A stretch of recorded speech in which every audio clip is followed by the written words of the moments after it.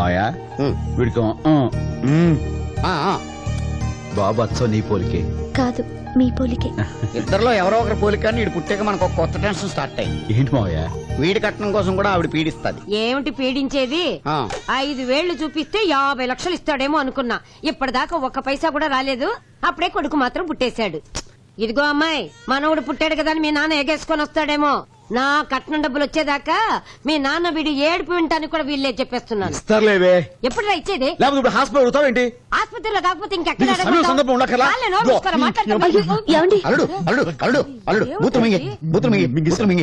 ఇస్తాడే హాస్పిటల్లో గొడవ ఎందుకు? ఇంకెప్పుడు ఇస్తారు? వాళ్ళు ఇచ్చే లోపల నేను సచ్చేలా ఉన్నాను. ఎవరైనా గృహప్రవేశం సత్యనారాయణ స్వామి ఫోటోతో చేస్తారు. నేను సచిన మా బామ్మ ఫోటోతో చేస్తున్నాను. రండయ్యా, ఇదే మీ ఫ్లాట్. ఏంటలుడు ఏడుస్తున్నావు? నోరారా బూతులు తిట్టడానికి బామ్మ లేకుండా పోయింది మావయ్య. నన్ను తిట్టు. అరే నాన్న కొట్టకూడదురా, బూతులు మాత్రం తిట్టాలి. ఇదిగో ఠాగూర్ పోస్టింగ్ ఆర్డర్స్. నువ్వు ఎల్లుండే కాలేజీలో జాయిన్ అయిపోవచ్చు. ఆ జీతం ఎంత? 12,000. ఆ బ్యాడ్ లక్. మా అక్క బతుకుంటే 1,00,000 అడిగేది. నువ్వేంట్రా బాబు ఆయన చెప్తున్నావు? సార్, మనం ఫ్లైఓవర్ కాంట్రాక్ట్ తీసుకునే ఈ స్థలం పక్కనే అపార్ట్మెంట్స్ ఉన్నాయి. ఈ అపార్ట్మెంట్స్ కూడా అక్కడున్న చెరువును పూర్తి చేసి మనమే కట్టించాం. ఇక్కడ ఫ్లైఓవర్ కి కాలమ్స్ వేసేటప్పుడు ఆ ప్రెషర్ కి ఈ అపార్ట్మెంట్స్ పునాదులు కదిలి అవి కూలిపోయే ప్రమాదం ఉంది సార్. అయితే ఏం చేయాలంటావు? అపార్ట్మెంట్స్ లో ఉన్న ఫ్యామిలీస్ ను ముందుగా ఖాళీ చేయించి మనం నష్టపరిహారం ఇస్తే మంచిది సార్. నష్టపరిహారమా? ఏమయ్యా, భూకంపం వచ్చి కూలిపోయాయనుకో ఏమనుకుంటారు? కర్మనేగా. ఇది కూడా అంతే. నువ్వు చెప్పినట్లు చేస్తే కోట్లు లాస్ వస్తుంది. నేను సెంటిమెంట్స్ గురించి మాట్లాడుతున్నాను, మీరు బిజినెస్ గురించి మాట్లాడుతున్నారు. నాకెందుకు ఏ సెంటిమెంట్? అందులో నా భార్య బిడ్డలున్నారా? వెంటనే పని మొదలు పెట్టండి.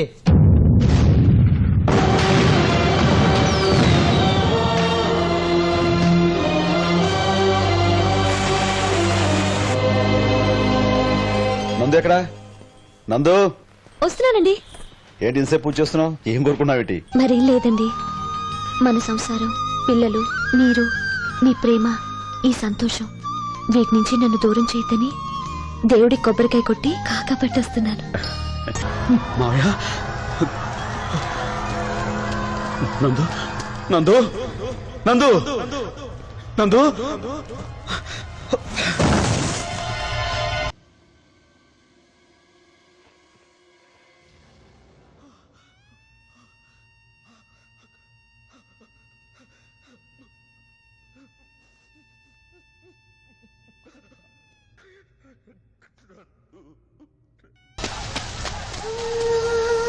మరేం లేదండి.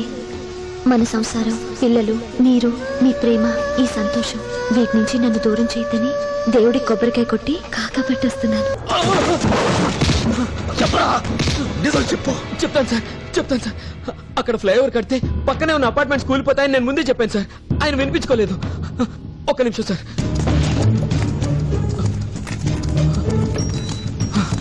ఇదిగోండి సార్, ఈ ఫైల్లో అన్ని ఆధారాలు ఉన్నాయి. ఏ డిపార్ట్మెంట్ కి ఎంత ఇచ్చి మేనేజ్ చేసింది ఇందులో వివరంగా ఉన్నాయి సార్. చూడండి సార్, మీరే చూడండి. ఫుల్ డీటెయిల్స్ దీనిలోనే ఉన్నాయి సార్.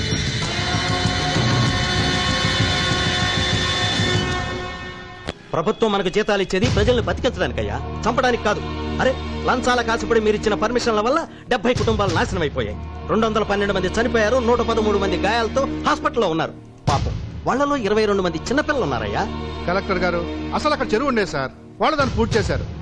వీళ్ళు 10 లక్షలు లంచం తీసుకుని దానికి పట్టాలు ఇచ్చారు. తప్పంతా వెళ్ళదే సార్. సరేనయ్యా, మేం పట్టా ఇచ్చాం. మరి అక్కడ మట్టిని సాయిల్ టెస్ట్ చేసింది మీ డిపార్ట్మెంటే కదా. మీకు తెలియదు అక్కడ అంత పెద్ద అపార్ట్మెంట్ నిలవదని? పెద్ద లంచం తీసుకున్నది మమ్మల్ని తప్పుడుతున్నారు. మీరు తీసుకోవాలి 19 లక్షల. ఏదేమైనా మీ 2 డిపార్ట్మెంట్స్ వల్ల ఇప్పుడు మేమందరం ఇరుక్కున్నాం. అబ్బో, మీరు చాలా సిన్సియర్. మరి సార్, మీ ముందు అందరూ సిన్సియరే. ఈయన 20 లక్షలు తీసుకుని అప్రూవల్ ఇచ్చాడు. ఆయన 40 లక్షలు తీసుకుని ఎన్ఓసీ ఇచ్చాడు. ఏంటయ్యా 40 లక్షలు తీసుకున్నాను అనుకుంటాను సార్. నేను పుచ్చుకుంది 23 లక్షలే సార్. కూర్చోండి. అందులో 5 లక్షలు మా డిఈ గారికి ఇచ్చాను, 7 లక్షలు ఏడీ గారికి ఇచ్చాను, 6 లక్షలు ఏఈ గారికి ఇచ్చాను. ఇక చివరికి నాకు మిగిలిందట 5 లక్షలు. ఏంటి కలెక్టర్ గారు, ఎంక్వైరీ కమిషన్ బయట పత్రికల వాళ్ళు అడిగే ప్రశ్నలతో చూస్తుంటే మళ్ళీ మీ కూడా వింటండి.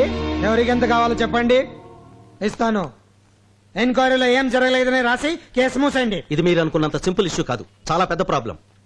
అరే, ఆఫీస్ అండి ఇది, కొంచెమన్నా డీసెన్సీ లేకుండా. ఏంటి డీసెన్సీ? మీ అమ్మాయి మెడికల్ సీట్ కి నా దగ్గర 10 లక్షలు తీసుకున్నప్పుడు ఏమైంది decency?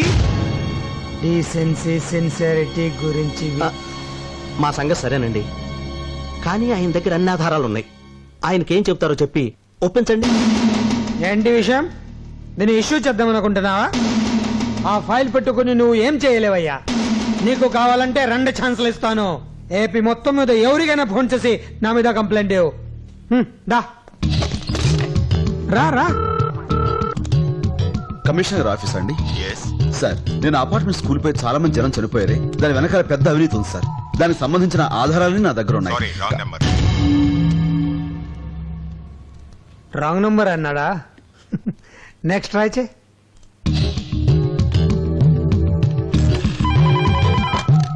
Hello, home secretary sir? Sir, నేను అపార్ట్మెంట్ స్కూల్ పోయే దాని వీడు రాంగ్ నంబరే అన్నాడా? నీ వల్ల ఏం కాదు. గవర్నమెంట్ ప్రాణానికి 1,00,000 చొప్పున ప్రకటించింది. నీ భార్య కొడుక్కి 2 లక్షలు ఇస్తారు. నీ భార్య కొడుకుల బిడ్డ పోయింది కదా, ఆ బిడ్డ కూడా బయటకు వచ్చుంటే ఇంకో 1,00,000 వచ్చి ఉండేది.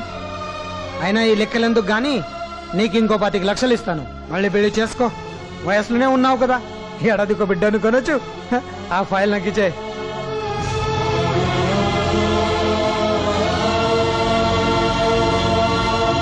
ఏంటయ్యా వెళ్ళిపోతున్నావు? ఏ డబ్బా అవసరం లేదా? చూడండి అయ్యా, రూపాయి తీసుకోకుండా ఫైల్ ఇచ్చి వెళ్తున్నాడు. నేర్చుకోండి అయ్యా అతన్ని చూసి.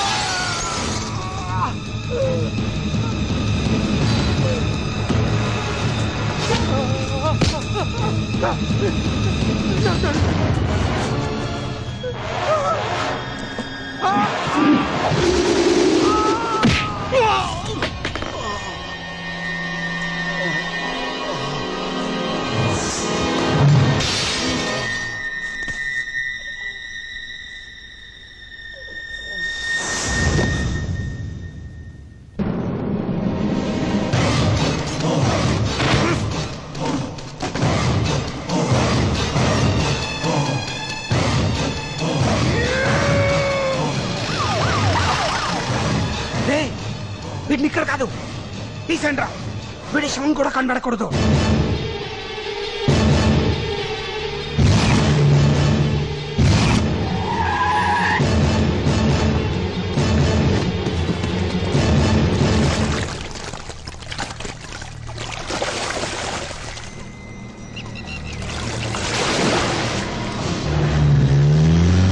నాకు మళ్ళీ జీవితాన్ని ఇచ్చింది ఆ కాలేజ్ స్టూడెంట్స్. అంతమంది చావుకు కారణమైన ఆ బద్రీనారాయణను నేను చంపాలనుకోలేదు. దీనికంతటికీ కారణమైన అవినీతిని చంపాలనుకున్నాను.